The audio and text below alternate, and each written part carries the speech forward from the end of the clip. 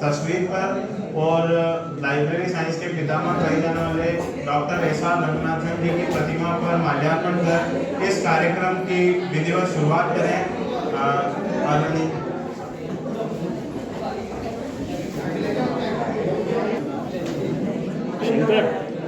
Shankar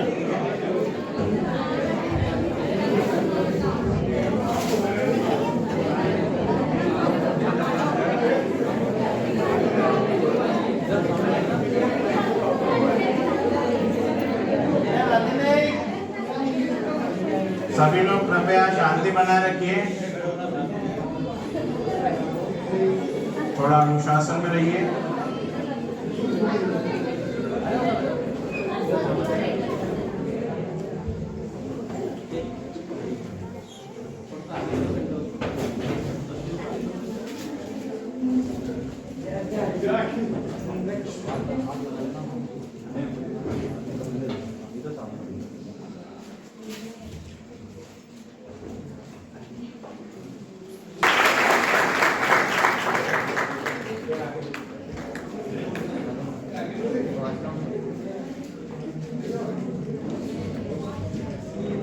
doctor ममता मलिक का पुष्पगुच्छ से स्वागत करें।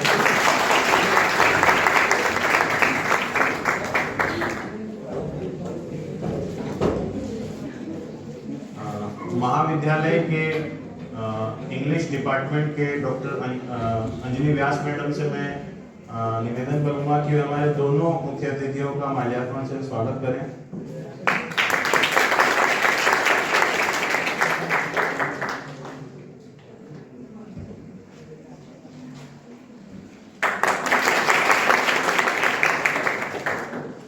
अर्थशास्त्र विभाग से दिनेश कुमार पाटीदार सर से मैं निवेदन करूंगा कि वे माल्यार्पण भेंट करके मुख्य अतिथि का स्वागत करें।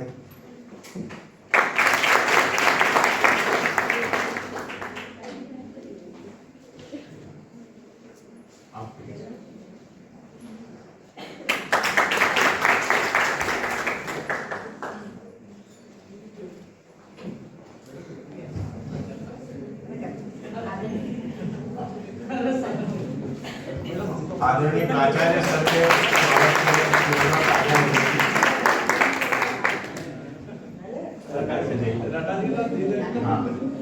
भूपेंद्र लता सर के स्वागत में जोरदार तालियां बजाइए।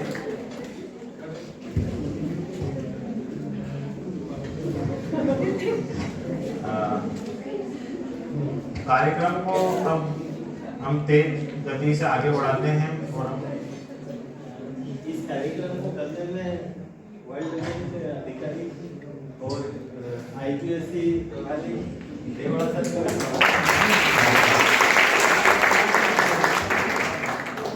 धन्यवाद सर। ये आज हम लाइब्रेरी साइंस विभाग की ओर से एक दिवसीय वर्कशॉप की जा रही है जिसमें हमारे दो मुख्य अतिथि पधारे हैं। इस कार्यक्रम की शुरुआत करने के लिए मैं हमारे आदरणीय प्राचार्य सर से निवेदन करूंगा कि वे अपना स्वागत भाषण करें और इस कार्यक्रम की शुरुआत करें। स्वागत के लिए आदरणीय प्राचार्य।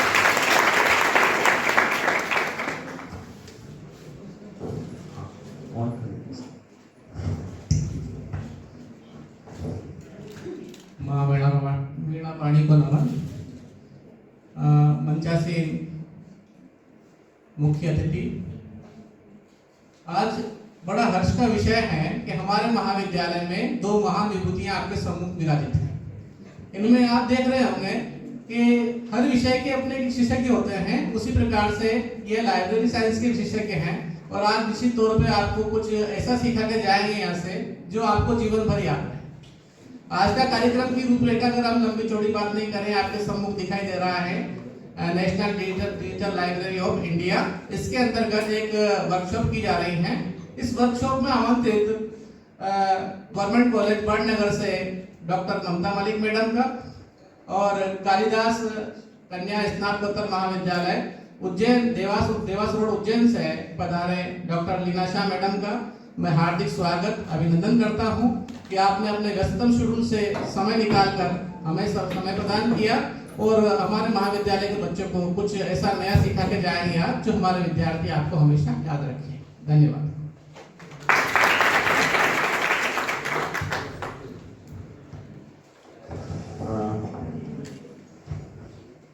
कार्यक्रम की अगली कड़ी में इस पूरे आयोजन की रूपरेखा प्रस्तुत करने के लिए और हमारे अतिथि महोदय का परिचय आप सभी से कराने के लिए मैं हमारे महाविद्यालय के ग्रंथपाल महोदय श्री भूपेंद्र रठा जी से अनुरोध करूंगा कि वे आएं और कार्यक्रम की रूपरेखा से हमें परिचित कराएं और अतिथि महोदयों का परिचय करें।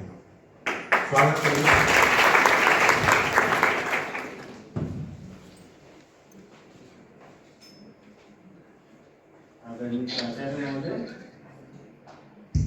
आदरणीय प्राचार्य महोदय,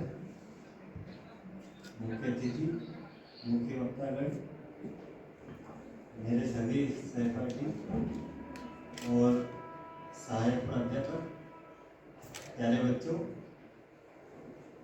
सबसे पहले मैं एक बात कहना चाहता हूँ कि ये जो प्रोग्राम है ये आप लोगों का प्रोग्राम है और इस प्रोग्राम से जो आप सब सीखोगे वो जीवन भर आपको काम आएगा, है ना। जो NDLI है, नेशनल डिजिटल लाइब्रेरी, इसका उपयोग आप तब तक कर सकते हो जब तक इस दुनिया में। ये जो NDLI है ये हर स्तर के स्टूडेंट या किसी व्यक्ति के लिए उपयोगी है। इसको भारत सरकार द्वारा बनाया गया है और वो इसीलिए बनाया गया है कि आप अपने लाइफ में उत्कृष्ट शिक्षा को ग्रहण कर सकें। आज हमारे बीच में ग्रंथालय विज्ञान के 2 विद्वत जन और मेरे गुरु डॉक्टर लीना शाह मैडम और डॉक्टर ममता मलिक मैडम आपके सामने उपस्थित है। कार्यक्रम की शुरुआत में डॉक्टर लीना शाह मैडम आपको NDLI के व्यवहार सैद्धांतिक ज्ञान के बारे में आपसे चर्चा करेंगे। वो आपको बताएंगे कि NDLI क्या है, इसको किसने बनाया, इसका महत्व क्या है और आप उसको आपके लिए वो कितना यूजफुल हो सकता है। द्वितीय सेशन में आपको डॉक्टर ममता मलिक जो मेरी गुरु है ना, आज मैं यहाँ पे खड़ा हूँ तो उन्हीं की वजह से खड़ा हूँ। एक बार दोनों विद्वत जन के लिए एक बार जोरदार ताली। सेशन में डॉक्टर ममता मलिक मैडम आपको NDLI को कैसे यूज करना है, उसका व्यवहारिक जो ज्ञान है वो आपको देंगे। इस कार्यक्रम को करने के लिए हमारे प्रभारी प्राचार्य महोदय ने हमें अनुमति दी। वर्ल्ड बैंक अधिकारी सुरेश देवड़ा सर ने अपना वित्तीय सहयोग हमें प्रदान किया। अन्य सभी सहायक प्राध्यापक ने इसमें बहुत मेहनत की है, मेरी मदद की है इस पूरा प्रोग्राम को ऑर्गेनाइज करने में। तो मैं इन सबका हृदय से आभारी हूँ, अभिनंदन करता हूँ, वंदन करता हूँ। धन्यवाद।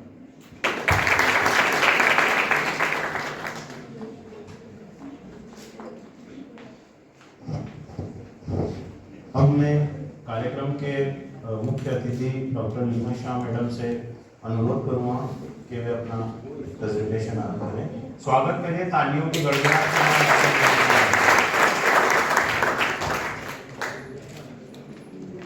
PPT स्टार्ट करो।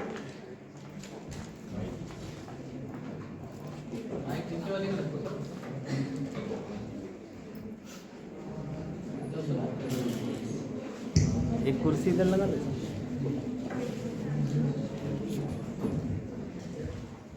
आदरणीय प्राचार्य, स्वयंकर प्राचार्य, आप बोल करके कि आपको यहाँ पूरा नया कॉलेज, नए प्राचार्य, नए यंग प्राचार्य, जिसमें बहुत एनर्जी कुछ करने की है, आपको नया देने की। मैं अपनी ओर से, मेरे महाविद्यालय की ओर से ऐसे नवीन यंग चार्मिंग ऊर्जावान प्राचार्य का मैं धन्यवाद करती हूँ। मैं बहुत अच्छा लगा कि आपके IPS से सर भी है, आपके अंग्रेजी की मैडम एकाउंट्स मैडम सर भी हैं और लाइब्रेरियन आपके यहाँ परमानेंट है। सारे नए लोग आए हैं बेटा, बिल्कुल ये सीख आए हैं और आप जितना ज़्यादा सीख सकते हो उनसे उतना ज़्यादा सीख लोगे। तो मैं आपको बहुत लकी मानती हूँ। इन लोगों का सबका अपनी ओर से स्वागत भी करना चाहती हूँ। और डॉक्टर ममता मलिक मेरी सब्जेक्ट में बहुत होशियार और अच्छी है। अभी वर्तमान में वड़नगर में लाइब्रेरी है, मैं उनका भी वेलकम करती हूँ। आप लोगों की संख्या देख के बहुत अच्छा लगा। उसमें से सबसे ज़्यादा मुझे ये ज़्यादा अच्छा लगा कि वो एज में लड़कियों की संख्या ज़्यादा है। इस बात पर तारीफ होनी चाहिए। लड़कियाँ आती हैं, पढ़ती हैं और लड़कों ने भी अच्छा एटमॉस्फेयर कर रखा है कि लड़कियाँ सुरक्षित और अच्छे से पढ़ें। इसके लिए मैं लड़कों को भी बहुत बहुत धन्यवाद देती हूँ। आज हम लोगों ने योग संध्या और बुलाया माइक चालू ये इस जो आज का आपका वर्षा है, इसमें मैं आपको बेसिक चीज इसलिए बताना चाहती हूँ बेटा कि बड़ी बड़ी चीजें तो पता होती है, लेकिन उसका मूल आधार क्या है ये नहीं पता होता, और उस मूल आधार को जानने के लिए हर चीज आपको मालूम है। तो इसमें मेरा टॉपिक है importance of NDLI in college of Madhya Pradesh. तो ये सिर्फ जो NDLI है ये सिर्फ खाली आपके कॉलेज के लिए नहीं, जैसा कि सर ने कहा पूरे भारतवर्ष के लिए, तो ये पूरे मध्य प्रदेश में भी चलता है। इसलिए इसका पूरा क्या महत्व है ये मैं बताती हूँ।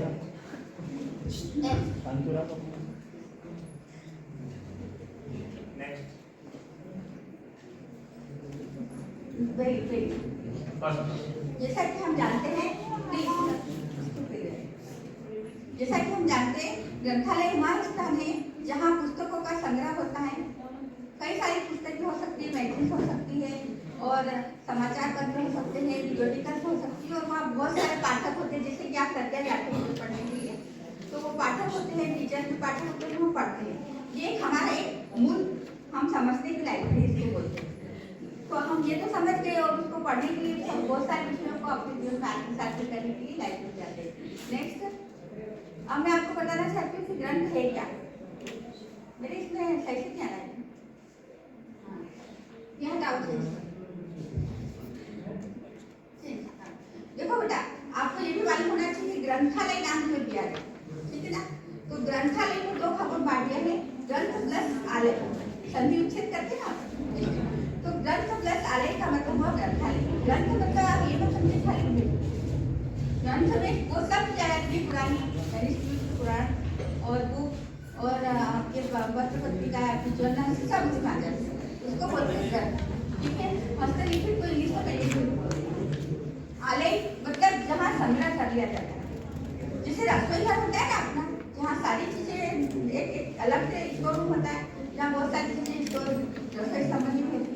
ठीक इसी तरह से इसको स्टोर रूम नहीं बोलेंगे, लेकिन उसको संग्रह करने की टेक्निकल व्यवस्था होते साथ को लाइब्रेरी पूरा नाम मिला ले, ठीक है। मतलब हम एक विशेष प्रणाली यूज करते हैं जिसको क्लासिफिकेशन कहते हैं। उसके अंदर हम किताबों को मिलते, जब भी आप सर के पास जाते होंगे, आप बोलते हो कि मुझे इकोनॉमिक्स की चाहिए, तो इकोनॉमिक्स की 2 मिनट निकाल देते हैं, हिस्ट्री की बोलते हो तो 2 मिनट निकाल देते हैं। तो उनका अपना एक सिस्टम, तो वो क्या हुआ ग्रंथालय। जैसा कि मैंने बताया, library is huge amount of knowledge. ग्रंथालय पढ़े हो ना, पढ़ो उसको, जैसा आपने बोला। ग्रंथालय ज्ञान का भंडार है और यहाँ ज्ञान से भरपूर चीजें आपको मिलेगी। और ये सिर्फ आपको खाली विद्यार्थी जीवन में काम नहीं आता है, ग्रंथालय ये आपके पूरे जीवन में काम आता है, और ये आपके अध्ययन के दृष्टिकोण को भी बदल देता है। यदि आप लाइब्रेरी जाते हैं तो क्लासेस अटेंड करिए, क्लास में जो टीचर्स ने रेफरेंस दिया है, बताया है, उसको लाइब्रेरी में जाके पढ़िए, तो आपको नोट्स बनाने में फायदा होगा। और अच्छा, लाइब्रेरी का महत्व क्या है? अगर आपको अच्छा करियर बनाना है तो घर में आप एक किताब खरीदेंगे, लाइब्रेरी से 1 या 2 बुक मिल जाएगी, लेकिन जब तक आप लाइब्रेरी में जाके बैठेंगे नहीं और बहुत सारे ऑथर्स की बुक नहीं पढ़ेंगे, तब तक आप अपना बढ़िया नोट्स नहीं बना सकते, यूनिवर्सिटी में बहुत अच्छे नंबर नहीं ला सकते। तो इसके लिए आपको क्या करना होगा? ग्रंथालय में बैठना होगा, और फिर बहुत चिंतन मनन और करके आप वहाँ अध्ययन कर सकते हैं, वहाँ शांति मिलती है, वहाँ आपको एक एटमॉस्फेयर मिलता है पढ़ाई का, और उस जगह में आप अच्छा अध्ययन करते हैं। तो जब लाइब्रेरी में पढ़ने की जिसकी आदत पड़ जाती है, वो क्या क्या बन सकते हैं? वो डॉक्टर बन सकते हैं, वो प्रोफेसर बन सकते हैं, जैसे ये बने है ना, लाइब्रेरी बन सकते हैं जैसे हम बने हैं, आप चिकित्सक बन सकते हैं, ऐसे वाले जो स्पेशल कैटेगरी बनाते हो, अच्छी अच्छी किताबें पढ़ के। और नेक्स्ट, आपको पता है प्रधानमंत्री और राष्ट्रपति भी लाइब्रेरी में पढ़ते हैं और उससे बनते हैं, तो पूरे लॉ पुराने मिलते, संविधान मिलते, उसको वो डिस्क्राइब करते हैं। तो कितनी बड़ी बात है कि लाइब्रेरी का महत्व प्रधानमंत्री राष्ट्रपति के लिए भी है, एक अच्छे वकील और एक जज के लिए भी है। और सबसे अच्छी बात आजकल जो चल रहा है, क्या चल रहा है, कौन बनेगा करोड़पति, वो भी इसके आया था ग्रंथालय का। देखिए इसको और दूसरे स्टाइल बोले तो यदि हम पढ़ना चाहते हैं 10th के बाद 12th के बाद हम तैयारी करते हैं, नीट करते हैं, या अगर हमने पीजी यूजी कर लिया है तो हम नेट करते हैं, नेशनल एजुकेशनल टेस्ट है ना, नेशनल एलिजिबिलिटी टेस्ट, ठीक। उसके बाद जेआरएफ करते हैं, जैसे मैडम के पास है जेआरएफ जूनियर रिसर्च फेलोशिप। उसके बाद हम बैंकिंग की तैयारी कर सकते हैं, सर के पास बहुत सारी पत्रिका दर्पण आती हैं, कुछ रोजगार समाचार, रोजगार निर्माण आते हैं, उसमें बहुत सारे लॉजिक होते हैं, तार्किक के होते हैं, क्वेश्चंस रीजनिंग के होते हैं। आप उसको देखेंगे अगर हमसे तो पढ़ेंगे अगर उस चीज़ों को, वो मैगजीन्स की आपके बहुत काम आएगी। समसामयिक सूचनाएं उसमें आती है, उन सब के नोट्स अगर आप बनाएंगे छोटे छोटे तो आपके पास जीके का सारा नॉलेज हो जाएगा, एक अच्छा नोट बन जाएगा, और जब आप एग्जाम देंगे तो आपको उसी में से सब मिल जाएगा, और फिर एक दिन आप मैंने जो बताया वो सब बन जाएगा, ठीक है। पीएचडी भी बन जाएगी, पीएचडी हम लोगों ने सभी दी मध्य प्रदेश लोक सेवा आयोग में। तो हम ऐसे सब लोग किससे बन सकते हैं, टीचर के पढ़ाने के बाद, लाइब्रेरी में आने के बाद, लाइब्रेरी के संग्रह का, पाठ्य सामग्री का उपयोग करके, नोट्स बना के, चिंतन मनन करके हम अच्छा डेली बना सकते हैं, ठीक है। ग्रंथालय की आवश्यकता क्यों हुई? ग्रंथालय की आवश्यकता ऐसे हुई कि पहले जमाने से लेके तो थोड़ा समय सदी पहले, आपकी आज की सदी थोड़ी अलग है जिसके आगे हम जा रहे हैं, कोई ऐसी जगह नहीं थी जहाँ व्यक्ति अपना पढ़ सकता। आजकल तो घरों में भी बच्चों का स्टडी रूम बना दिया जाता है, लेकिन पहले नहीं था ऐसा, और न ही इतनी किताबें थी, वो सब रेयर होती थी और वो हमें नहीं मिलती थी। उन दुर्लभ पुस्तकों को पढ़ने के लिए, उन दुर्लभ पुस्तकों का कलेक्शन मिलने के लिए, एक शांत जगह मिलने के लिए, और हमें एक प्रॉपर मार्गदर्शन, एक गाइड, मतलब जिसे बोलते हैं गाइडेंस मिलता है, गाइड, तो गाइड मिलना चाहिए। तो गाइड कौन होता था? लाइब्रेरियन। तो वो लाइब्रेरियन गाइड करता था कि आप इस चीज़ के लिए ये पढ़े, इस सब्जेक्ट के लिए बने, इस कैरियर के लिए पढ़े, उन सब चीज़ों के लिए हमें इसकी जरूरत पड़ी, लाइब्रेरी। नेक्स्ट आपको एक छोटा सा इसमें ब्रेक थोड़ा सा पड़ेगा, हम इसे थोड़ा सा बताना चाहती हूँ कि आप ऐसा मैं सोचता है कि मैंने ये जो बातें बोली एक थ्योरेटिकल, इसका प्रैक्टिकल मेरा अनुभव ये है कि कई बार हम बुक्स परिस्थितिवश नहीं खरीद पाते हैं। कुछ बच्चे गरीब होते हैं, कुछ बच्चे मतलब वहाँ का परिवार का एटमॉस्फेयर ऐसा है कि वो हमें नहीं पढ़ाने के लिए देते हैं, सहायता नहीं देते, अपने को सहयोग नहीं करते हैं। तो मेरा अनुभव ये है कि मेरे पास तब किताब खरीदने के लिए कोई पैसा नहीं होता, और हमारी लाइब्रेरी साइंस की किताबें बहुत कम तब मिलती थी जब हम पढ़े। आज तो बहुत अच्छे से मिल रही है, लेकिन जब हम पढ़े तो हमें हिंदी मीडियम में भी मिलती थी, अंग्रेजी मीडियम में मिलती थी, और वो सिर्फ कहाँ मिलती थी? विश्वविद्यालय के अंदर। क्योंकि पढ़ने का जुनून आपके अंदर भी जुनून आना चाहिए। क्यों? आपके लिए संस्था, सरकार बहुत अच्छा प्रयास कर रही है। आप कितनी अच्छी कुर्सी बैठे हो, हमारे समय ऐसी कुर्सियाँ भी नहीं थी। आप बहुत अच्छी बिल्डिंग में बैठे हो, आप बहुत अच्छे फर्नीचर के बीच में बैठे हो, आपके पास बहुत अच्छे टीचर्स हैं, बिल्कुल नव ऊर्जा के साथ, है ना। तो आपको बहुत लगी हो कि आप इसका यूज करते हो। हमारे समय हमारे टीचर्स बहुत अच्छे थे, लेकिन हम बहुत दूर दूर देखा था हमारा विश्वविद्यालय और सब डिपार्टमेंट। आपके तो छोटे छोटे गाँव में भी अब खुल गए। हम पैदल जाया करते थे अपने घर से और लाइब्रेरी में जाते थे, और लाइब्रेरी में जाके, विश्वविद्यालय लाइब्रेरी जाके, जहाँ की इंसाइक्लोपीडिया, डिक्शनरी हम लोगों को दी नहीं जा सकती थी, टीचर्स को भी अलाउड नहीं थी, लेकिन हमारी पढ़ाई के मनन को देखते हुए, चिंतन को देखते हुए, जो सुबह 6 बजे जाते थे, रात को 8 बजे हमारे जिसमें डिपार्टमेंट में पढ़ते थे, उसी की पढ़ाई से और इंग्लिश को हिंदी ट्रांसलेट करके हमने अपनी पढ़ाई करी, क्योंकि हम हिंदी मीडियम थे उस समय। तो हमने अपनी पढ़ाई ऐसे करी, और जब पढ़ाई करी तो हम बिलीव भी किया था खाली 1 वर्ष का कोर्स, और हमारे समय पीएससी आ गया, और हम पीएससी में 1 अटेम्प्ट में पास हो गए, है ना। कितनी अच्छी बात। तो ये कैसे हुए? लाइब्रेरी के साथ क्या चाहिए हमें? लगन, मेहनत करने का जुनून। यदि माता पिता ने हमें पता नहीं कौन सी परिस्थिति के साथ इस कॉलेज में भेजा है फीस भर के, तो उनको कुछ बना के दिखाने का मन, योग, है ना। ये भले हमारे पास कोई बहाना नहीं होना चाहिए। आज तो आपके पास वो भी है, कंप्यूटर भी है, लैपटॉप भी है, मोबाइल भी है। हम लोगों के पास तो कापी भी नहीं हुआ करते, अटाले की रद्दी में से कापी के पेज पीछे के लाते थे और फिर लिखते थे, लिखना पड़ता था। आज तो आप लिखना नहीं, बोलता है मोबाइल तो लिख देता है। ट्रांसलेट करने के लिए आपको टीचर नहीं चाहिए, वो ट्रांसलेटर बोल देता है ना। तो नेक्स्ट, महाविद्यालय में आपको डायरेक्ट एनडीएलआई इसलिए ले जा रही हूँ कि आपको बेसिक चीज समझना है। तो ये महाविद्यालय विश्वविद्यालय ग्रंथालय का उपयोग कौन कौन कर सकता है? एक विद्यार्थी कर सकता है, एक शोधार्थी कर सकता है, एक शिक्षक कर सकता है, एक ऐसा व्यक्ति जो नेता बनना चाहता हो वो भी कर सकता है, गांव के लोग भी कर सकते हैं। तो ऐसे सारे लोग महाविद्यालय विश्वविद्यालय के लोग विश्वविद्यालय स्तर के जर्नल्स और विश्वकोश जो भी है सब पढ़ सकते हैं। नेक्स्ट, महाविद्यालय के ग्रंथालय। अब आप कहाँ गए? महाविद्यालय के ग्रंथालय। ठीक है, पहले ग्रंथालय पे आया था, महाविद्यालय के ग्रंथालय। जैसा कि आपको है अभी ये 9 दिन में थे, थोड़े समय बाद जब इसका कलेक्शन बढ़ जाएगा तो आपको और पढ़ने में मजा आएगा। तो महाविद्यालय के ग्रंथालय का क्या है फायदा कि वो आपके कॉलेज में ही आपको मिल जाता है, आपको एक लाइब्रेरी मिल जाता है जो आपको बहुत अच्छे से गाइड करता है। और आपके पास तो बहुत अच्छे लाइब्रेरियन है जो बहुत अच्छे से आपको सहयोग करते हैं, गाइड करते हैं, है ना। तो वो सब मिल जाता है और उसका उपयोग होकर मार्केट मैगजीन सरकार रखी है, बहुत सारी मैगजीन मैंने देखी है, किताबें हैं, निःशुल्क पुस्तकें मिलती है, वो मिल जाती है। लेकिन उसमें क्या है, शर्तें और नियम है। आपको रेगुलर बच्चा होना जरूरी है, फीस भरना जरूरी है, आपको सर के पास आने के लिए फीस और फॉर्म भरना जरूरी है। अगर आप सब हो तो ही आप इस लाइब्रेरी का यूज कर सकते हो। ठीक, इस शब्दों को ध्यान से सुनना, ये आगे जाके रिलेटेड हो। अब आती है लाइब्रेरी, है ना। NDLI से पहले मैं आपको ये लाइब्रेरी बताती हूँ। ये लाइब्रेरी क्या है? आज आपके पास कॉलेज के में एक रूम है, हॉल है बड़ा, दीवार और चारों तरफ दीवार है और आपके पास शेल्फ है और किताबें रखी हुई है जिन्हें प्रिंटेड फॉर्म में है, जिन्हें आप हाथ से ले सकते हो हाथ में और पढ़ सकते हो। ठीक है, उसकी फोटो कॉपी करा सकते हो, ये कर सकते हो। वो तो हुई हमारी एक भौतिक लाइब्रेरी। लेकिन ये लाइब्रेरी क्या है? वहाँ ये सब नहीं, ना दीवार है, ना कोई लाइब्रेरी है और ना बुक्स रखी हुई। लेकिन फिर भी उसमें बुक्स हैं, किस फॉर्म में? डिजिटल फॉर्म में। ठीक है, ये मैंने ई का बनाया इसलिए कि हम ई लाइब्रेरी इंटरनेट से लेते हैं, तो इसके नीचे बुक लिखती है। तो इसमें क्या है, यहाँ आपको एक टाइम लिमिट है 11 से 5 महाविद्यालय ग्रंथालय की, है ना।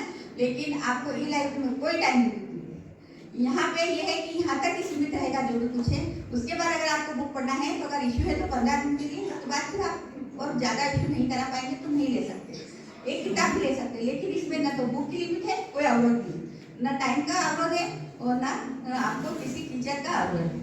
तो ये लाइब्रेरी आपको कुछ अमाउंट में इलेक्ट्रॉनिक मटेरियल में, अगर इलेक्ट्रॉनिक स्वरूप में एक बुक के रूप में मिलती है, जिसे आप अपने पास यदि इंटरनेट हो तो उसको डाउनलोड करेंगे तो फ्री में कहीं भी देश के किसी भी कोने में पढ़ लेंगे। आपको अंदर समझ में आया? मैं यदि आपसे पूछूंगी तो आप मुझे बता पाएंगे, है ना। ठीक है, नेक्स्ट। अब आती है डिजिटल लाइब्रेरी, है ना। उसके बाद डिजिटल लाइब्रेरी आ गई, क्योंकि हम क्या पढ़ने वाले हैं? National digital library of India. तो उससे पहले डिजिटल लाइब्रेरी भी समझ लें कि जो इतने बड़े बड़े ग्रंथ हमारे पास है, किताबें हैं जो हम लाइब्रेरी में संग्रह करते हैं, उसके लिए हमें बहुत सारी अलमारी चाहिए, जगह चाहिए, उसको संभालने के लिए व्यक्ति चाहिए। लेकिन ये डिजिटल लाइब्रेरी में मोटी मोटी किताबें छोटे छोटे स्वरूप में एक इलेक्ट्रॉनिक फॉर्मेट में खूब सारी लाखों की संख्या में न केवल संग्रहित हो जाती है बल्कि उसको एक्सेस भी इजीली किया जा सकता है। ठीक है, वो कहलाती है डिजिटल लाइब्रेरी। नेक्स्ट,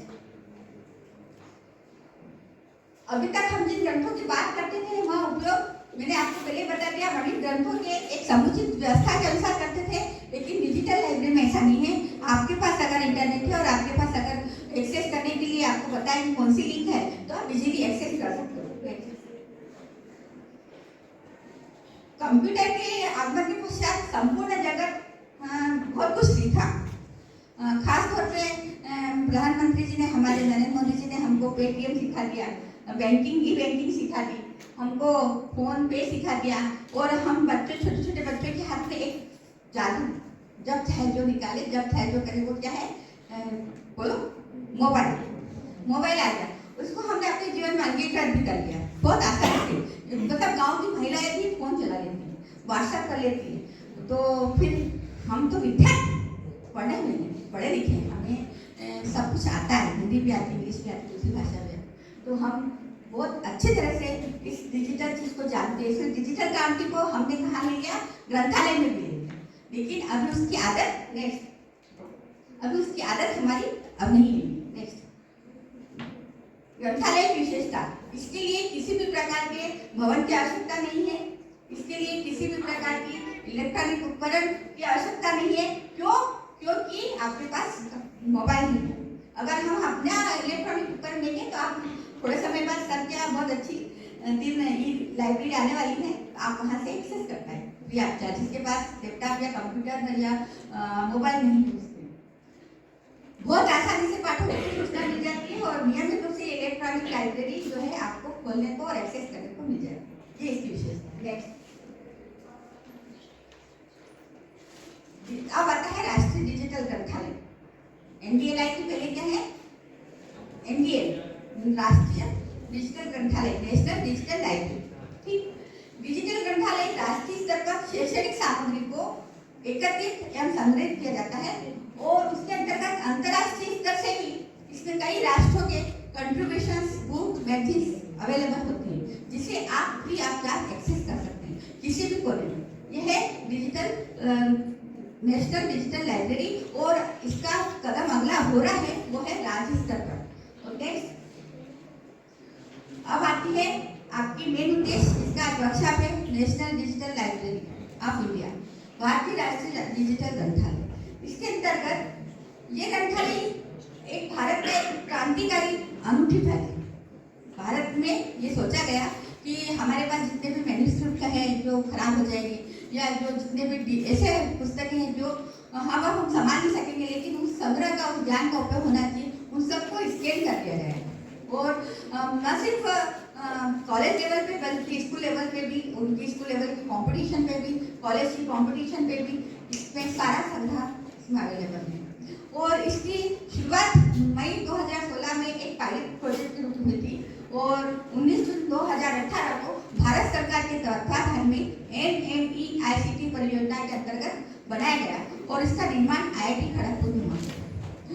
NMEICT का मतलब है नेशनल मिशन ऑफ एजुकेशन। आगे बताओ ICT का क्या है? Information communication and technology. ठीक है, इसके अंतर्गत यानी कि आपको शासन ने एक मिशन बनाया गया कि हम बच्चों को या शिक्षकों को या पाठकों को, शोधार्थियों को एक ऐसा मिशन बनाया जिसमें उसको सब कुछ ICT के थ्रू मिलने लग जाए, क्योंकि आपको उससे पहले थोड़ा सा ICT बना दिया था, फिर उसके बाद में इसको यूज करें। और ये बहुत अच्छी बात है कि इसका काम जो है IIT में इंस्टीट्यूट ऑफ इंफॉर्मेशन टेक्नोलॉजी इसने इस कार्य को किया है। देखिए, अब आप मैं आ जाती हूँ नेशनल डिजिटल लाइब्रेरी की जो साइट है।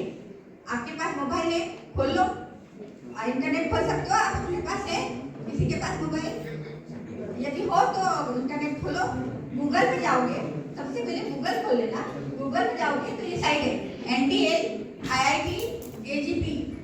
NDL मतलब national digital library of India, IIT मतलब मैंने जो अभी आपको खड़गपुर का बताया था उसका शॉर्ट फॉर्म है खड़गपुर, IIT खड़गपुर। आप आसानी से याद भी रख सकते हो, नहीं याद रखोगे तो आप खाली NDL लिखोगे तो भी ये साइट खुल जाएगी। और ये जो साइट है इसका नाम पूरा लिख रखा है, देखिए भारत सरकार का लगा हुआ है मोनो, और इसमें टेस्ट प्रिपरेशन की भी सारी चीजें रखी, CBSE और ग्रेजुएट एप्टीट्यूड टेस्ट, इंजीनियरिंग के कोर्स, JMPM सब इसमें है। इसके बाद आपको नेट के हिसाब से प्रिपरेशन करना है, वो है बातें नहीं करना है। नेक्स्ट ध्यान से सुनो बेटा, है ना?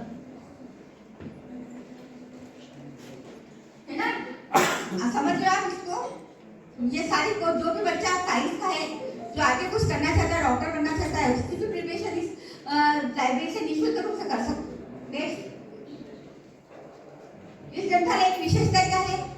इसमें सूचना सामग्री जितनी भी है, यानी सूचना सामग्री का मतलब रीडिंग रूम का जितना रीड करने का जितना भी सामग्री, पाठ्य सामग्री, वो अंग्रेजी भाषा के अलावा अन्य दूसरी भाषाओं में भी है, यानी आप दूसरी भाषा में भी पढ़ सकते हो।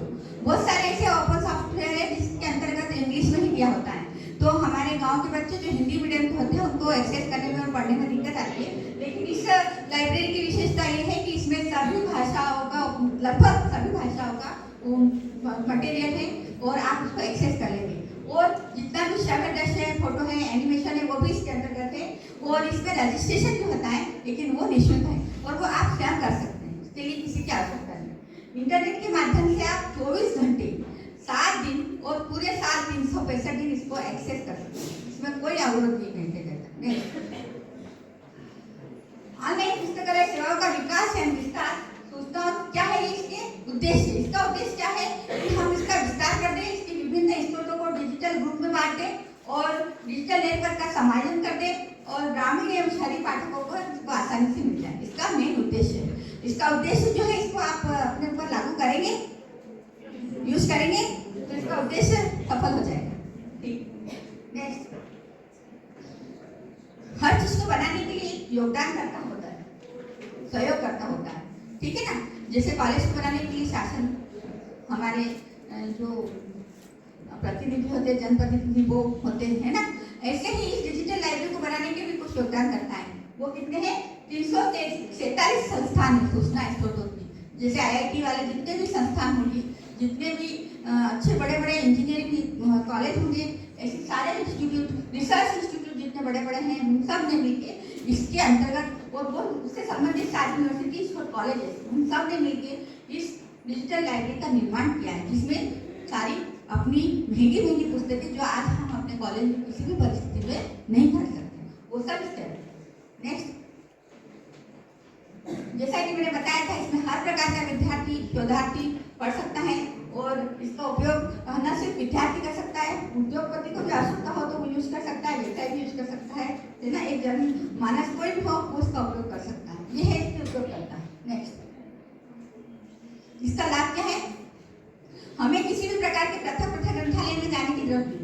मान लो हमें आज CBSE का पेपर बनाना है या CBSE की पढ़ाई करना है, तो हमको CBSE के स्कूल में या कहीं जाने की आवश्यकता नहीं, लाइब्रेरी में वो यहीं से मिल जाएगी। अगर हमको कॉलेज लेवल में कुछ पढ़ना है तो यहीं से मिल जाएगी। तो अलग अलग भवन और अलग अलग जगह की आवश्यकता हमें नहीं है। इससे क्या होगा?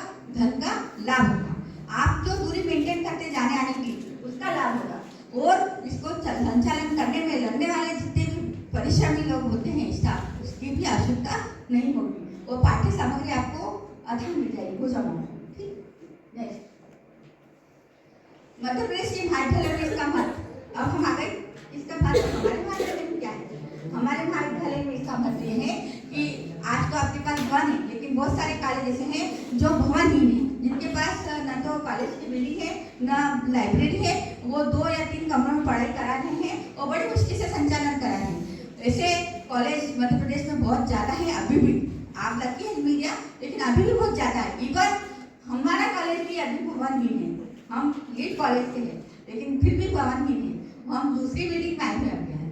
तो आप लोग सच्ची में बहुत लकी है और आपको इतना अच्छा सब इंफ्रास्ट्रक्चर मिला हुआ है। तो इसकी विशेषता ये है, इसका महत्व भी ये है, और इसकी सबसे बड़ी जो हम बोल सकते हैं ना कि उपयोगिता ये है कि हम विदाउट स्पेस के इसको पढ़ सकते हैं, विदाउट ह्यूमन पावर के हम इसका उपयोग कर सकते हैं। और इसके लिए जरूरी नहीं है कि हमारे कॉलेज में इंटरनेट लगा ही हो। अगर इंटरनेट नहीं लगाए तो हम एक्सेस नहीं कर पाएंगे, लेकिन इसको यूज करने के लिए हमारे पास सिर्फ अपना लैपटॉप और क्या होना चाहिए, यस, मोबाइल होना चाहिए, और आप किसी भी विषय पर इसका अध्ययन कर सकते हैं। तो ये इसलिए हमारे लिए बहुत कि हमारे पास अब इसका अभाव नहीं। भारत सरकार ने हमको इतनी अच्छी चीज दी है कि हम राष्ट्रीय स्तर के ग्रंथों को, अंतर्राष्ट्रीय स्तर के ग्रंथों को, उनके जर्नल्स को, उनके नॉलेज को एक जगह पे कई घंटों और पूरे 24 घंटे भी पढ़ सकते हैं और आसानी से एक्सेस कर सकते हैं। बस शर्त क्या है, आपके पास ना कंप्यूटर या लैपटॉप या मोबाइल हो और उसमें छोटा सा इंटरनेट का पैसा डला हुआ हो। ठीक है, नेक्स्ट, मैं अब इसको यहाँ पे आपको कंक्लूड करूँगी। तो सुनिए, महाविद्यालय ग्रंथालय को और महाविद्यालयों को बनाने में राज्य सरकार ने बहुत अच्छे से प्रयास किया है। आपको पता नहीं होगा बेटा, जिससे आप बैठे हो ना, वो मध्य प्रदेश सरकार ने ये सोच के दिया है कि बहुत सारे बच्चों के पास चेयर नहीं, तो उनके पास चेयर होना चाहिए। और उसकी ग्रांट कहाँ से मिली है? सरकार ने कोशिश करी कि अगर हमारे पास मध्य प्रदेश के पास अगर या भारत सरकार के पास ज़्यादा पैसा नहीं है, तो उन्होंने वर्ल्ड लेवल पर पैसा मंगाए हैं। और आपके लिए इतनी बड़ी कोशिश इसलिए की कि आप एक अच्छे डॉक्टर, इंजीनियर, प्रोफेसर, नेता बन के बाहर उठे। आपके इन कंधों में बहुत बड़ा वजन है। आगे आने वाला देश आप लोगों को ही चलाना है, तो उसको प्रधानमंत्री मोदी जी की तरह कैसे चलाएंगे, इसके लिए जरूरी है कि आप चिंतन मनन करके अध्ययन करें। और अध्ययन करने के लिए आपको सरकार ने कोई कमी नहीं छोड़ी, उनकी पूरी कोशिश है। हालांकि होता क्या है, एक्चुअली सही बात है कि जैसे घरों में कुछ नए बच्चे आ जाते हैं तो वो नई परंपरा बताते हैं, उसको एडजस्ट करने में दिक्कत होती है ना। ऐसे ही हमारे समाज की विशेषता है कि हम कोई नई वस्तु या परंपरा को उस तरीके से एडजस्ट जल्दी नहीं कर पाते। लेकिन धीरे धीरे हम उसके हैबिचुअल हो जाते हैं। जब हैबिचुअल हो जाते हैं तो हमें पता चलता है कि वहाँ पे हमें मन लगा है, नशा लग रहा है। नेक्स्ट, मध्य प्रदेश सरकार ने धीरे धीरे प्रयास किया है और उसमें सबसे अनमोल प्रयास जो मैंने आपको बताया था, इसका भी नेक्स्ट सबसे अनमोल प्रयास अभी हुआ है, शायद आप लोगों को पता नहीं होगा, मुझे लगता है कि बहुत सारे कॉलेज के स्टाफ को भी शायद अभी पता नहीं होगा। एक नई अनूठी चीज दी है, वो the expression of interest for procurement of e books launch करेंगे। मतलब अभी तक होता था कि या तो हम NDLI से पढ़ लेंगे, या फिर हम एनलिस्ट से पढ़ लेंगे, या ओपन सोर्सेज से पढ़ लेंगे, या हमारे कॉलेज में अगर कोई ई बुक्स 50,000 20,000 की खरीदी होगी तो उससे पढ़ लेंगे। तो हम लोग एक ट्रेनिंग में गए थे भोपाल, तो वहाँ हम लोगों ने सजेस्ट किया कि जैसे NDLI बना भारत सरकार का प्लेटफॉर्म, जैसे इंग्लिश बना, मतलब वो भी बहुत सारे विश्वविद्यालयों का एक कंट्रोल है, वो बना। तो ऐसे क्यों ना हमारी मध्य प्रदेश सरकार का शैक्षणिक स्तर पे एक प्लेटफॉर्म लॉन्च किया जाए। ये उसी की हमारे दिए हुए सजेशंस की चीज़ है। और बहुत जल्दी हम लोगों ने लिस्ट भी दे दी है गवर्नमेंट को, बहुत जल्दी आपकी कॉलेज में एक ई ग्रंथालय करके सॉफ्टवेयर आ चुका है। सर आप बन गए क्या उसके? नहीं, अभी नहीं बने, है ना? उसका लॉगिन आ चुका है। हाँ, तो वो सर एक्सेस करवाएंगे आपको, तो उसमें हर चीज़ एक्सेस कर सकते हो।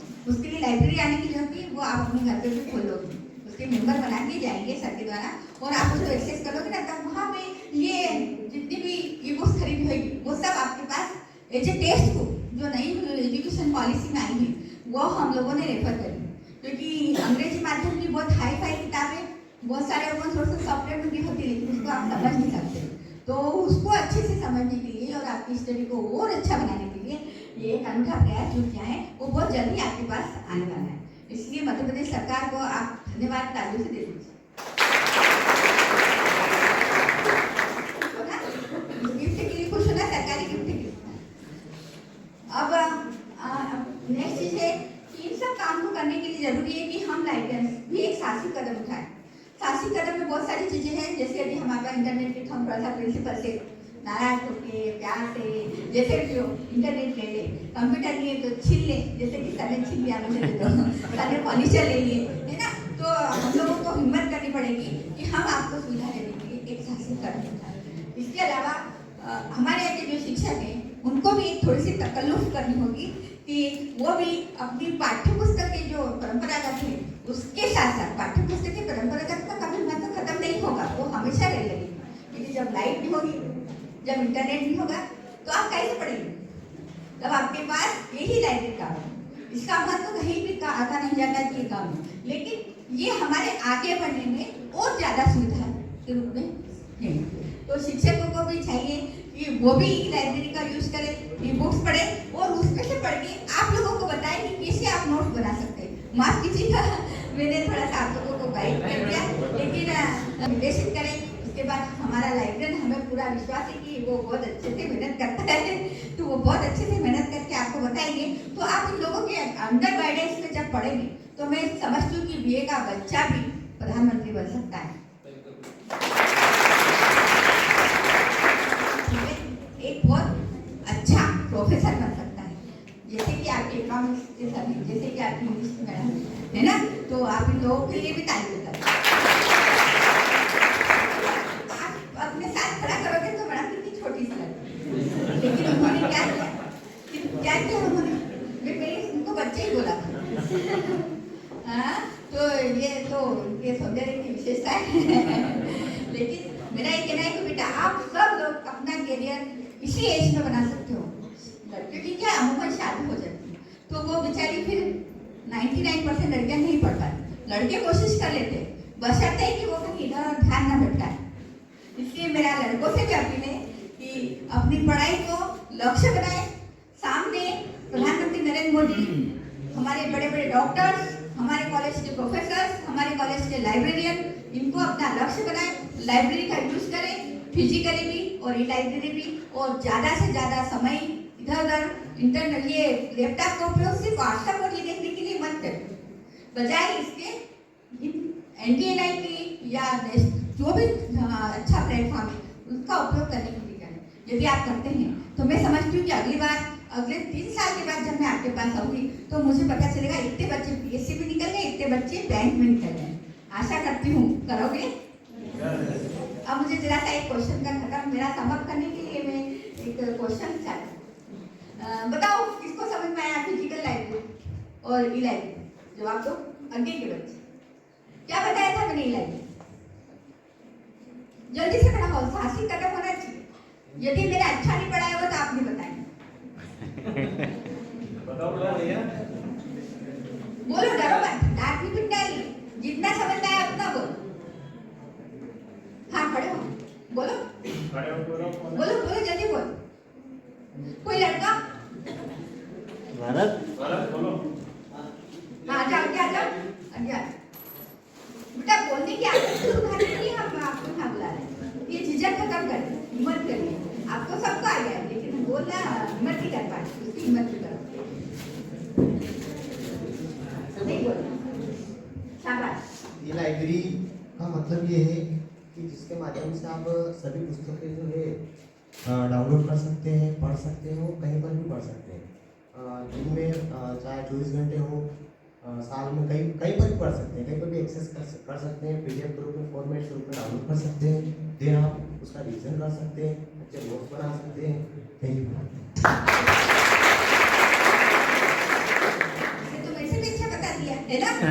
तो आप मतलब इससे भी अच्छा बता सकते हैं। मैं चाहती हूँ एक लड़की भी कभी कभी हो जाए, बता दे। हिम्मत कर लो बेटा, एक बार चलो आओ, जल्दी आओ। कौन है कॉलेज का? कोई मॉनिटर में बैठा है लड़कियों में? नहीं है, कोई बात नहीं। आप लोगों ने मुझे इतने शांति से सुना और पेशेंसली सुना। मैं समझती हूँ कि आप उसको अपने जीवन में अंगीकृत करेंगे और मेरे सपनों को साकार करेंगे। और मैं धन्यवाद देती हूँ पूरे महाविद्यालय प्रशासन का कि आज हम लोगों को ये मौका दिया। मैं लाइब्रेरी सरकार को धन्यवाद देती हूँ कि हमको बुलाया।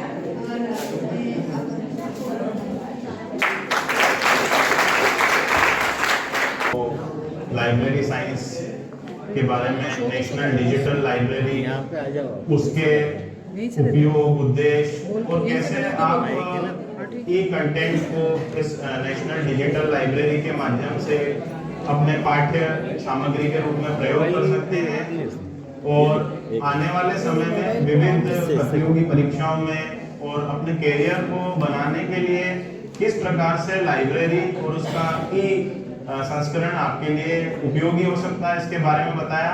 आदरणीय मैडम ने अपने जीवन के अनुभव के माध्यम से भी हम सभी को यहाँ पर प्रेरणा प्रदान करने का काम किया। मैं डॉक्टर लीना शाह मैडम का धन्यवाद देता हूँ कि वे यहाँ पे पधारे, अपना कीमती समय निकाल के। मैडम कालिदास महाविद्यालय में पदस्थ हैं, अपना कीमती समय निकाल के उन्होंने हमें आप सभी लोगों को ये प्रेजेंटेशन आपके समक्ष रखा, ई लाइब्रेरी के बारे में आपको जानकारी दी। उम्मीद करता हूँ कि आईआईटी खड़गपुर, ठीक है, Indian institute of technology Kharagpur ने इसका निर्माण किया है मिनिस्ट्री ऑफ एजुकेशन के अंतर्गत भारत सरकार के अधीन, ठीक है। आईआईटी आप इसको सामान्य भाषा में हिंदी में यदि बोलेंगे तो भारतीय तकनीकी संस्थान खड़गपुर। बाकी का मैं आपको लेक्चर वहां से दूंगी। वो कॉलर वाला दे दो।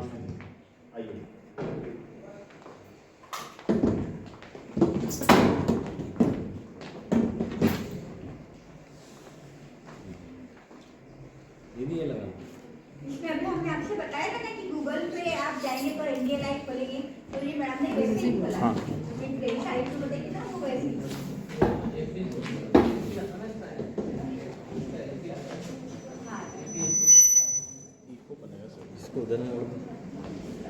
देखिए हम लोग जनरली व्हाट्सएप और फेसबुक डेली चलाते हैं और हम में से कुछ लोग ऐसे होंगे जो शायद 5-5, 10-10 मिनट में देखते होंगे।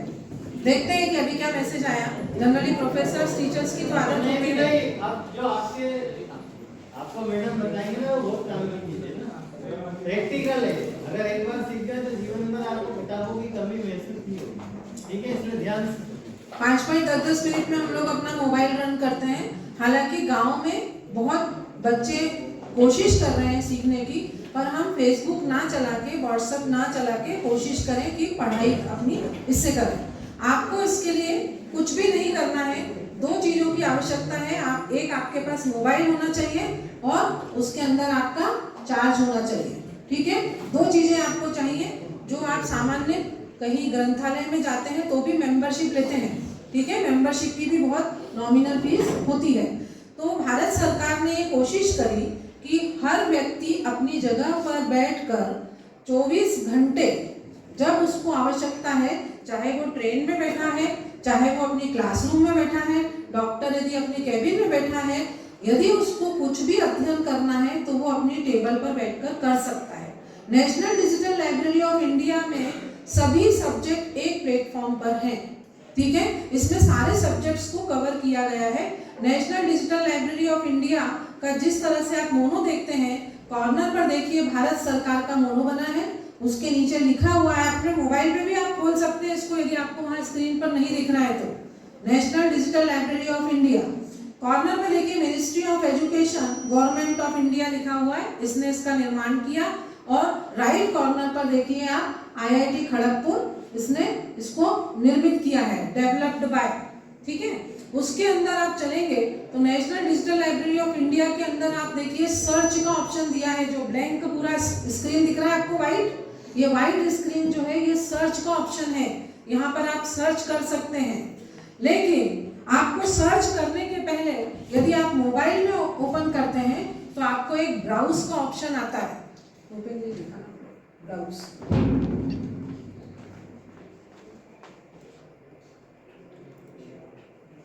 ये देखिए ब्राउज का ऑप्शन आप अपने मोबाइल में भी देखिए। मोबाइल में आपको 4 लाइन मिलती है, वो जो 4 लाइन मिलती है उसको ब्राउज ऑप्शन कहते हैं।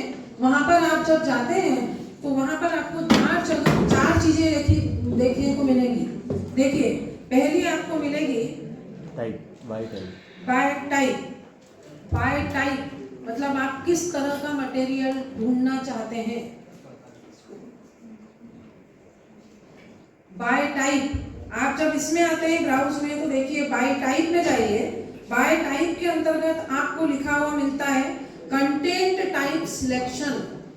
हिंदी मीडियम के विद्यार्थी हैं, लेकिन थोड़ा सा इंग्लिश अपने को इम्प्रूव करनी पड़ेगी बेटा, क्योंकि सब कुछ नेट पर all the things are available in English. आपको थोड़ा सा इम्प्रूवमेंट अपना इंग्लिश में करना पड़ेगा, पढ़ना पड़ेगा। और ये आप इंग्लिश अपनी इम्प्रूव किससे करेंगे? इससे। जैसे आप पढ़ेंगे आपकी इंग्लिश इम्प्रूव होगी। स्पेलिंग को जोड़ जोड़ के बनाइए, CONTENT कंटेंट, है ना, टाइप TYPE ऐसे बनाओगे आपकी इंग्लिश अच्छी हो जाएगी। कंटेंट टाइप सिलेक्शन, आपको यहाँ पर कंटेंट टाइप सिलेक्शन में जब आप क्लिक करते हैं तो बेटा आपको बहुत सारे ऑप्शन मिलते हैं। इसमें आप जब क्लिक करेंगे देखिए वहां पर दिख रहा है आपको टेक्स्ट है कि इमेज है, आपको क्या पिक्चर देखना है कि टेक्स्ट देखना है। टेक्स्ट देखना है तो आपको टेक्स्ट मिलेगा, इमेज पे जाएंगे तो आपको इमेज देखने को मिलेगी, वीडियो में जाते हैं तो आपको वीडियोस मिलेंगे, ऑडियो में जाते हैं तो आपको ऑडियोस मिलेंगे। पूरा टेक्स्ट, पूरी बुक्स, जर्नल्स के, कॉन्फ्रेंसेस के पेपर्स, सब कुछ आपको यहाँ पर अवेलेबल होगा। स्क्रीन अभी आपको बहुत छोटा है, आप अपने मोबाइल में देखेंगे तो बहुत आसान है। और यदि आपको ब्राउज नहीं आ रहा है तो मैं आपको बता सकती हूँ, देखिए कैसे देखना है। 4 लाइन आती है व्हाइट, वहाँ पे ब्राउज लिखा रहता है बेटा, वहाँ पर ऑन करना है आपको। मैं आपको बहुत अंदर डिटेल का नहीं बताऊंगी, आप अंदर खुद अपने आप ऑप्शन के अंदर ऑप्शन में जाएंगे तो आपको मटेरियल समझ में आएगा। अब देखिए यदि आप टेक्स्ट ऑप्शन पे जाते हैं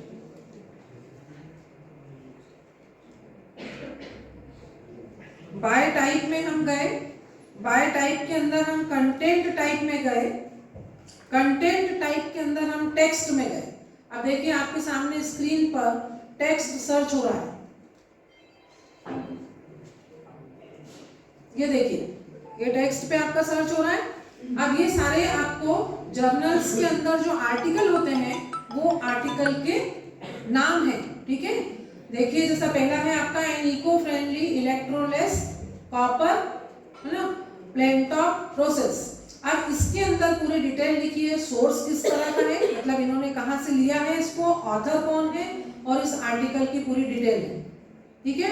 आप इस पे जब सर्च करेंगे तो आपको पूरा आर्टिकल मिल जाएगा। हालांकि ये जो चीजें हैं ये बीए लेवल पर आपके बहुत काम की नहीं है, ये प्रोफेसर्स को काम आ सकती हैं पेपर पब्लिकेशन के लिए, ठीक है। आपके इतने काम की नहीं है, आपके काम की है टेक्स्ट बुक्स।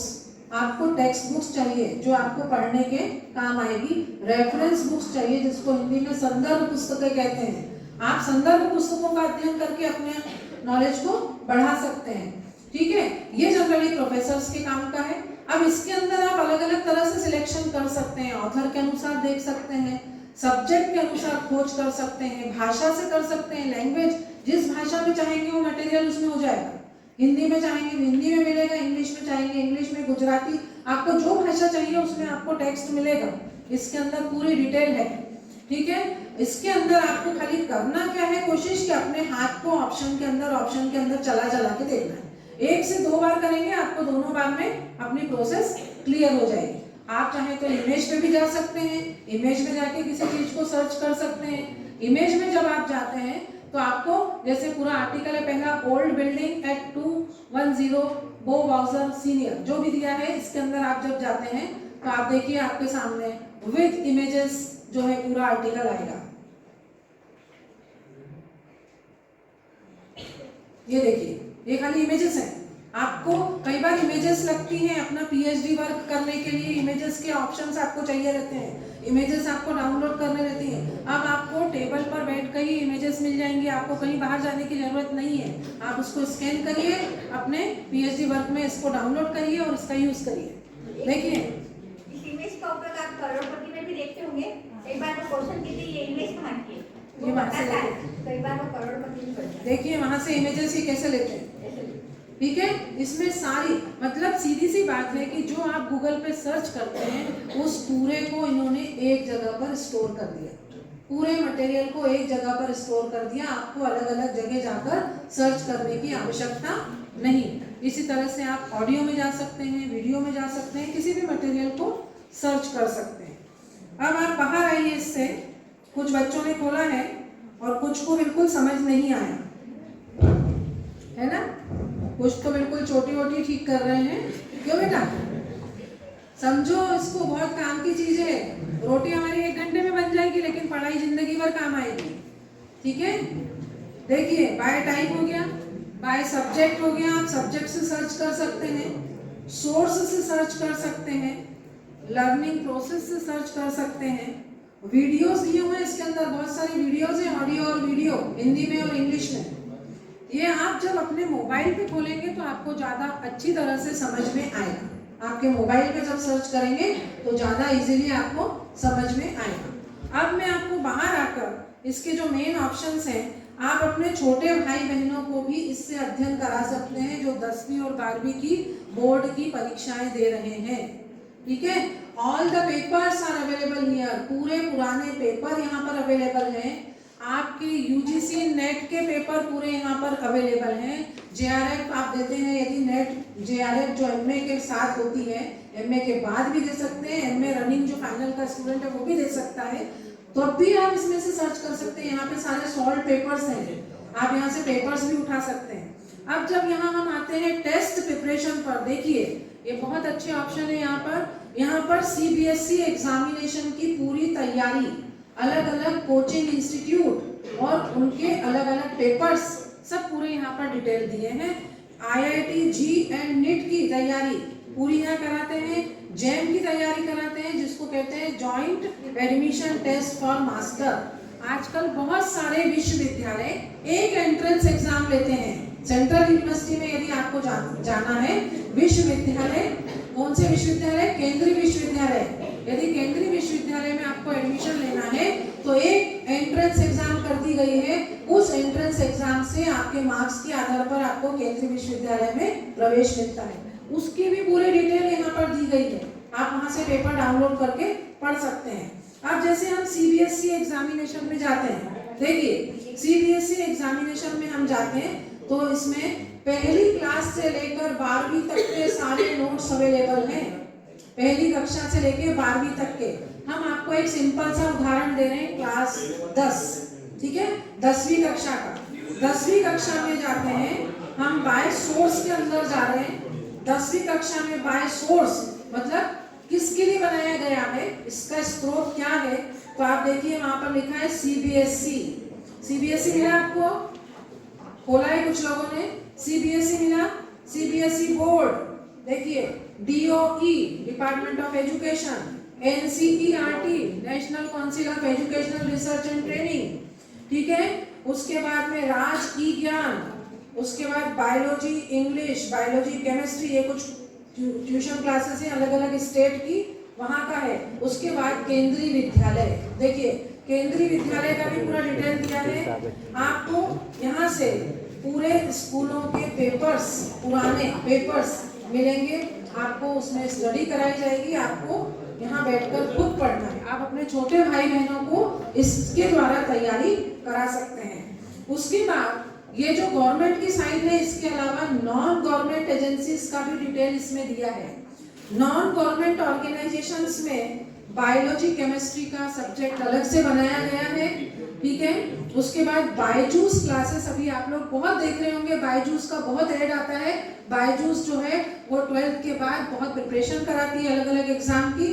बायजूस का पूरा यहाँ पर कॉमन आइटम यहाँ पर दिया है सारे सब्जेक्ट्स का, स्पेशली बायोलॉजी और केमिस्ट्री और बॉटनी, जूलॉजी और मैथमेटिक्स, ठीक है।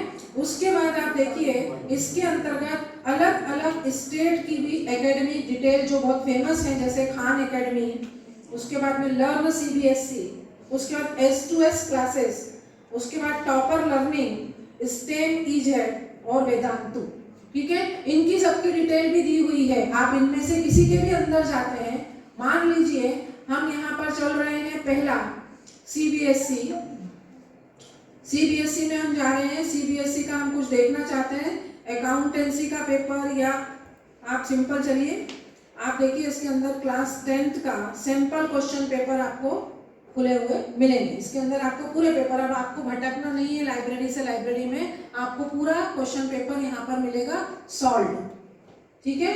अब आपको ट्यूशन भी यदि आप नहीं लगाते हैं, आप इससे पूरा अध्ययन अपना कर सकते हैं। आप अपने नोट्स बनाइए, इससे पढ़ सकते हैं। और ये खाली 10th 12th की बात नहीं है, जब हम हायर एजुकेशन की बात करें जो अब आपकी है, first year second year final, बेटा आप अपने नोट्स यहाँ से बुक सर्च करके, यदि आपको लेखक का सरनेम पता है, नाम पता है, तो आप उससे लेखक के सरनेम से अपनी किताबें भी सर्च कर सकते हैं। और जैसा कि अभी लीना दीदी ने बताया कि स्टेट का भी नई शिक्षा नीति की जो पुस्तकें हैं उनको हम एंटर कर रहे हैं इसमें और कॉमन निकालेंगे, तो आपको और अधिक फायदा होगा, ठीक है। तो मेरा आपसे खाली एक ही सजेशन है कि आप व्हाट्सएप और फेसबुक को कम चला के इन चीज़ों को ज़्यादा चलाइए, इससे आपकी नॉलेज बढ़ेगी, ठीक है। और इन सब चीज़ों ने पेपर को भी बंद कर दिया, पेपर की भी जगह ले ली है, ठीक है। पेपर जो हम न्यूज़पेपर डेली पढ़ते हैं वो सब आपको इस पर अवेलेबल है आजकल सब कुछ। इससे आपकी किस चीज़ की बचत हुई, आपको कहीं पर मनी खर्च नहीं करना है, आपको कहीं पर जाकर रजिस्ट्रेशन नहीं कराना है।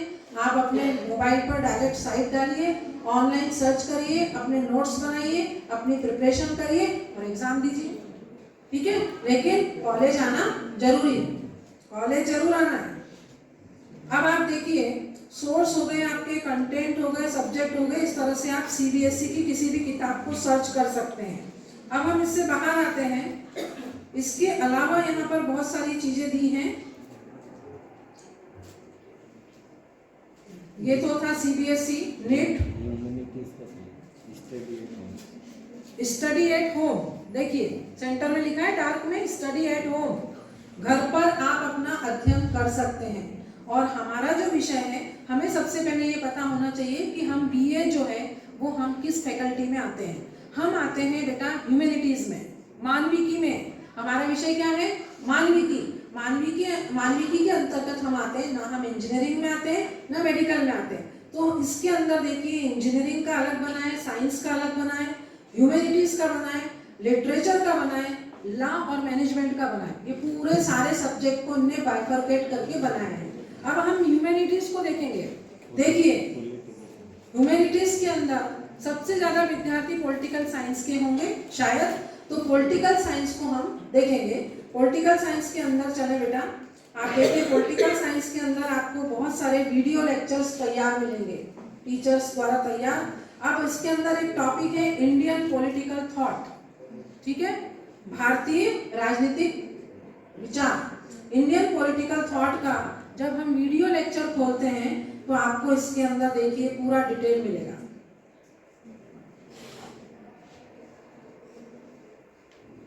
राइट साइट पर आप जाकर किसी भी मटेरियल को सर्च कर सकते हैं और इसके अंदर देखिए इंडियन पॉलिटिकल थॉट से रिलेटेड जितने लेखकों ने पेपर लिखे होंगे उनके सबके यहाँ पर साइड में ऑप्शन दिए, आपको किसका पेपर पढ़ना है उसका पढ़िए और अपना मटेरियल सर्च करके नोट्स बनाइए।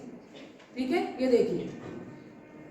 अभी इसमें क्या स्पीकर कनेक्ट नहीं है ना, इसलिए आवाज नहीं आ रही। यदि स्पीकर कनेक्ट होगा तो आपको वॉइस भी आएगी, जैसे ये सब दे रहे हैं। और वो सर देखो कहाँ के हैं, न्यू दिल्ली से आपकी। फोटो खींच लीजिए सर आपकी। ये भारत के कौन से शहर से दे रहे हैं? नई दिल्ली से।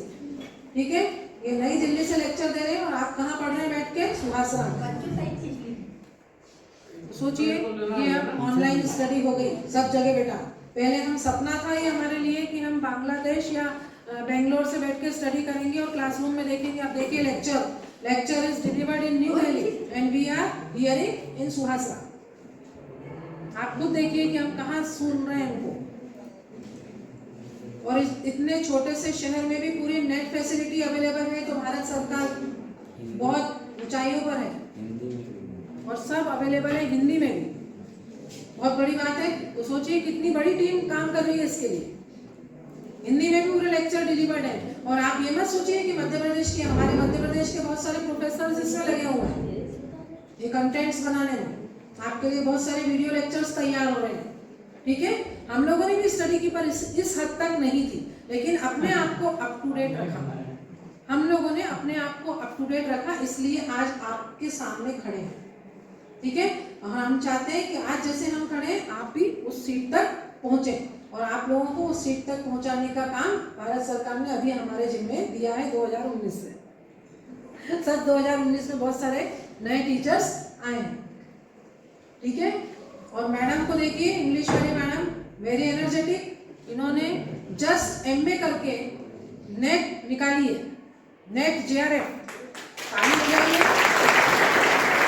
बहुत बड़ी बात होती है जस्ट एमए के बाद नेट की एग्जाम निकालना। यदि नेट की एग्जाम आपने निकाल ली है मैडम, आने वाले समय में 3, 4, 5, 8 महीने में प्रोफेसर बन जाएंगी और आपके ही किसी आसपास के कॉलेज में आएंगी। हो सकता है सुहासराम ही आ जाए।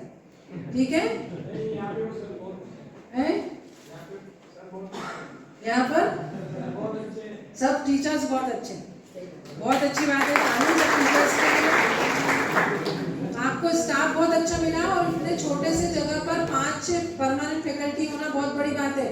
और एक बात ध्यान रखिए कि परमानेंट फैकल्टी तो अपनी जगह है, लेकिन परमानेंट के साथ जो गेस्ट का सपोर्ट होता है, ठीक है, वो गाड़ी का एक पहिया दोनों पहिए बिल्कुल बराबर चलेंगे तभी हो सकता है। गेस्ट में काम हमने किया है, हमें पता है 18 साल गेस्ट फैकल्टी में क्या भुगता है हमने।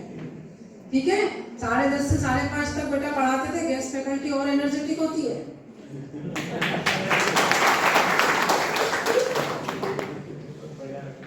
ठीक है, तो मैं आपको बहुत सामान्य शब्दों में बेटा छोटा छोटा कुछ मैटर बताया है। आपको इसमें हमारा सब्जेक्ट भी मिलेगा, लाइब्रेरी साइंस भी मिलेगा, म्यूजिक भी मिलेगा।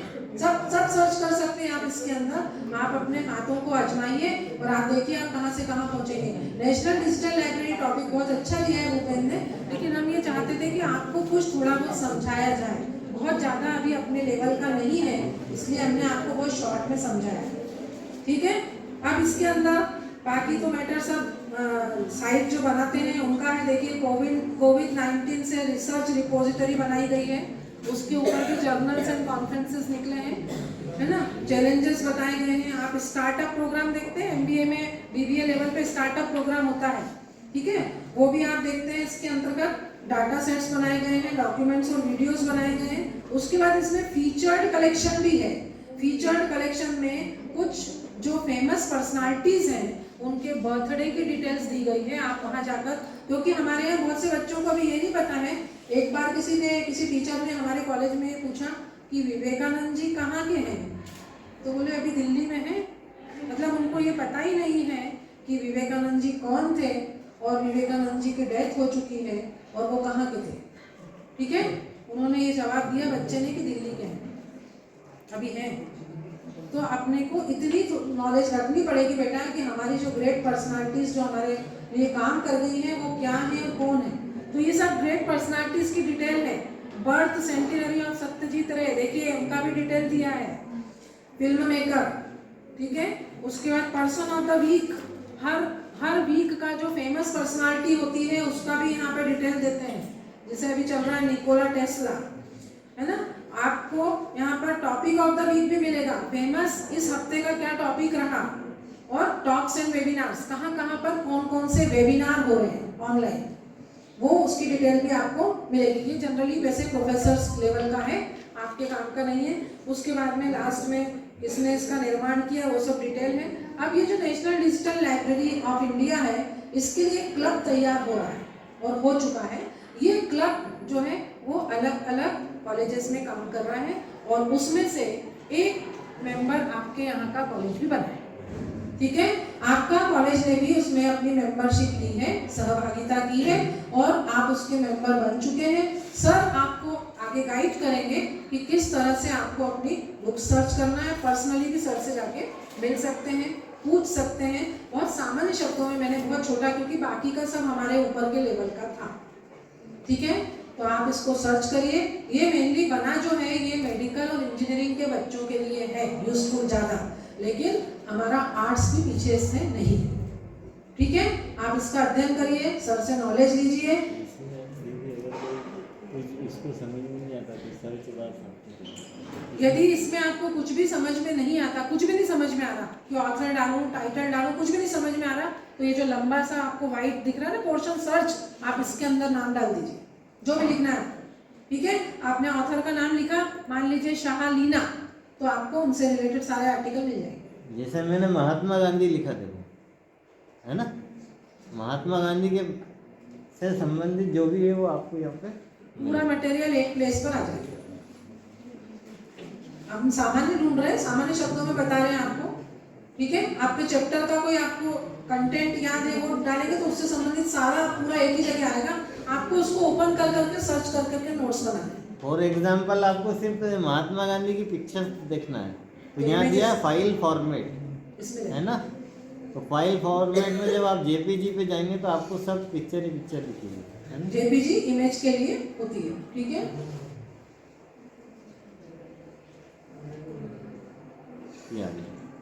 ये देखिए महात्मा गांधी जी की पूरी पिक्चर्स आपको इसमें मिल जाएंगी, ठीक है बेटा। छोटा सा प्रयास किया है कि आपको national digital library of India का थोड़ा सा हम आपको एब्स्ट्रैक्ट दे सकें। हमने समरी देने की कोशिश की है आपको, बाकी आपको खुद अपने हाथों को आजमाना होगा अपने मोबाइल पर, ठीक है। Lot of thanks to principal of Suhasra government college, lot of thanks to librarian Bhupendra Ratha ji, and lot of thanks to other staff members. और हम लोगों को ये चांस दिया, हम लोगों को भी बहुत अच्छा लगा। सुहासरा का कॉलेज देख के मन खुश हो गया, दिल मन खुश हो गया। बहुत अच्छा कॉलेज है, थैंक यू सर। बच्चों जरा बैठेंगे आप लोग। हम लोग का एक टेक्निकल काम ये रह गया है कि कुछ जियो की फोटो नहीं, आप लोगों के चाहिए जियो मेरा एक मेरी साइड खोल दीजिए। ये ममता तुम भी मेरे दोस्त यहाँ खड़े हो जाओ। ये जियो से आप लोगों को नेट में काम करना है, तो जियो से एक फोटो हो जाएगा। हमारे प्रिंसिपल को बता दूंगा कि हम फलान लेके नहीं गए थे, ऐसे ही जियो टेक से फोटो खींच लीजिए। आप ऐसे लेके लिए 2 मिनट में आप लोगों का है जियो टेक में। हाँ जी अपने अगेंस्ट सर। अच्छा, वो नीचे डिस्क्रिप्शन आता है, वो स्टूडेंट आना चाहिए इसमें टाइमिंग और वो आ जाता है प्लेस, बिल्कुल बिल्कुल मैम। गूगल पे आ जाता है, वो गूगल ले लीजिए उसका पिक्चर। देवड़ा सर आप भी ले लो ये। इसको बंद कर दो सर, माइक। सक्सेसफुली रजिस्ट्रेशन कर लिए, है ना। 60 स्टूडेंट के सक्सेसफुली रजिस्ट्रेशन हमारे क्लब में हो चुके हैं। हमको लगभग 500 बच्चों में से 500 बच्चों के ही रजिस्ट्रेशन उसमें चाहिए, क्योंकि जिन लोगों ने इस लाइब्रेरी को बनाया है IIT खड़गपुर में, उनका ये कहना है, उनसे मेरी फोन पर बात हुई तो उन्होंने बोला कि सर 100% बच्चों की कनेक्ट कीजिए, क्योंकि बच्चों के लिए फ्री आपका कोई पैसा नहीं लगना है।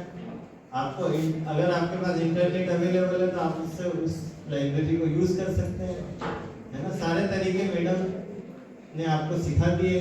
अगर इसके बाद भी किसी को कुछ समझ में नहीं आता है तो वो मेरे पास आके जो भी प्रॉब्लम आती है उसको शेयर करें, मैं उसको कंसल्ट कर दूंगा, आपको बता दूंगा कि कैसे कैसे इसको एक्सेस करना है, ठीक है। रजिस्ट्रेशन करना है तो जिसके रजिस्ट्रेशन नहीं हुए वो मेरे पास आएगा, है ना। कल से आ जाना आप, आज तो थोड़ा टाइम नहीं है। जिसके रजिस्ट्रेशन हो चुके उनके ईमेल पे एक मेल आया है NDLI क्लब के द्वारा, है ना। NDLI क्लब के द्वारा एक ईमेल आता है तो उसको आपको क्या करना है, उसमें एक वेरिफिकेशन लिंक दी होती है, तो वेरिफिकेशन लिंक को सिर्फ क्लिक करना है, ठीक है। और आपने जो आपका जो ईमेल एड्रेस है वो उसका यूजर आईडी है और पासवर्ड आप लोगों ने जो बनाया है वो है। अगर आपको पासवर्ड समझ में नहीं आता, कुछ बच्चों के रजिस्ट्रेशन मैंने खुद ने किए थे तो मैंने उनका नाम और आगे 1 2 3 लिख दिया है ना, तो उनका जो पासवर्ड होगा वो होगा, ठीक है। इसके अलावा NDLI क्लब का फायदा क्या है वो मैं आपको बता देता हूँ।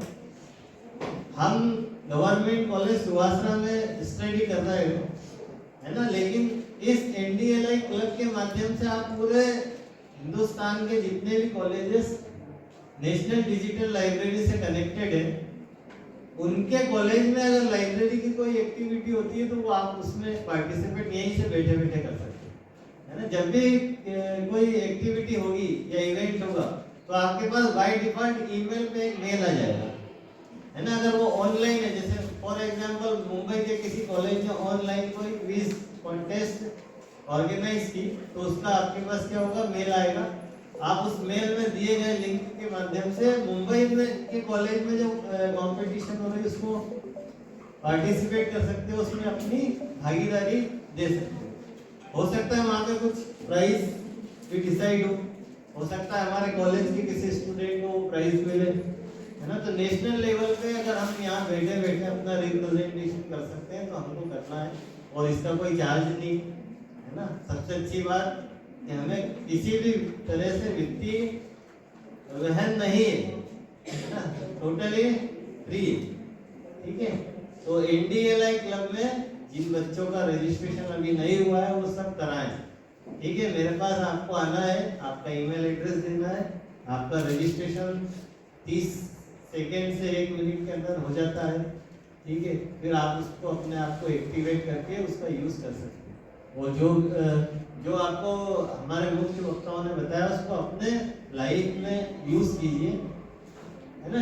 NDLI एक बात बोलता है, नेशनल डिजिटल लाइब्रेरी एक बात बोलता है कि जो ये लाइब्रेरी बनाई गई ना, ये फर्स्ट क्लास से लेके जब तक आप इस दुनिया में हो तब तक उसका यूज करें, है ना। ऐसा मत सोचना कि सिर्फ पढ़ने लिखने वाले बच्चों के लिए, आपके माता पिता भी इसका यूज कर सकते हैं। जिसने रजिस्ट्रेशन नहीं किया वो भी उसका यूज कर सकता है, बिना रजिस्ट्रेशन के भी आप उसका यूज कर सकते हो। लेकिन अगर आप रजिस्ट्रेशन करते हो तो आपका जो नाम है वो नाम के साथ रजिस्टर्ड होगा वहाँ पे, और NDLI जो भारत सरकार द्वारा बनाया गया, ministry of human resource development के द्वारा बनाया गया, उन तक आपका डेटा जाता है ना, कि कौन से कॉलेज का स्टूडेंट उसको कितना यूज करे।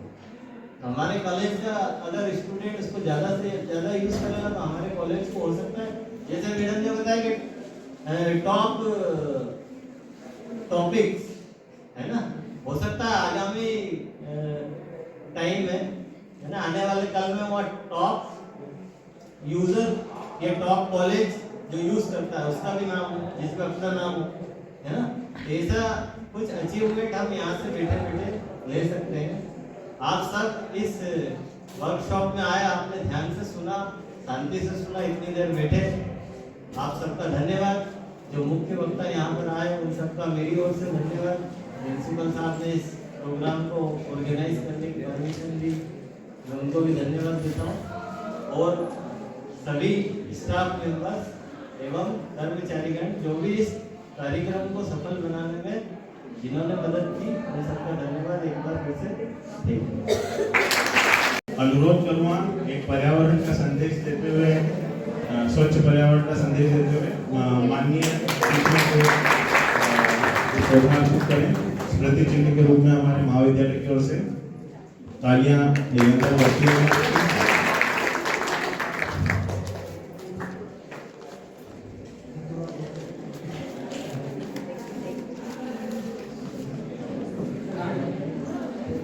अब कार्यक्रम के सबसे अंतिम चरण में मैं हमारे महाविद्यालय के अर्थशास्त्र के प्रोफेसर दिनेश कुमार पाटीदार सर से निवेदन करूंगा कि वे यहाँ आए और हमारे महाविद्यालय की ओर से दोनों मुख्य अतिथियों का आभार व्यक्त करें। जोरदार तालियों से स्वागत करिए।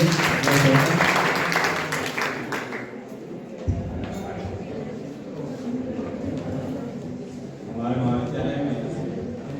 महाविद्यालय में पधारे सभी अतिथि, आज एक दिवसीय कार्यशाला जो हमारे महाविद्यालय में रखी गई है, उसमें कालिदास महाविद्यालय उज्जैन से पधारी मैडम और बड़नगर महाविद्यालय से पधारे मैडम ने जो अपना बहुमूल्य समय हमारे महाविद्यालय के निकाला है, और जो बहुमूल्य ग्रंथालय के संबंध में जो हमें अभी तक बहुत सारी जानकारियां नहीं थी, सैद्धांतिक और व्यवहारिक जानकारियां, उसका मार्गदर्शन हमें आज जो प्राप्त हुआ है, उसके लिए बहुत बहुत आभार और धन्यवाद हम प्रकट करते हैं कि उन्होंने अपना समय, अमूल्य समय हमारे महाविद्यालय को दिया और हमें मार्गदर्शन प्रदान किया। हम उम्मीद करते हैं कि आगे भी समय समय पे जब हमें आवश्यकता होगी तो आदरणीय मैडम हमें समय दें और हमारे महाविद्यालय में उपस्थित हों, ताकि हमारे महाविद्यालय के विद्यार्थी और हम उनसे मार्गदर्शन आगे भी प्राप्त करते रहें। बहुत बहुत धन्यवाद मैडम, यहाँ पधारने के लिए सादर आभार।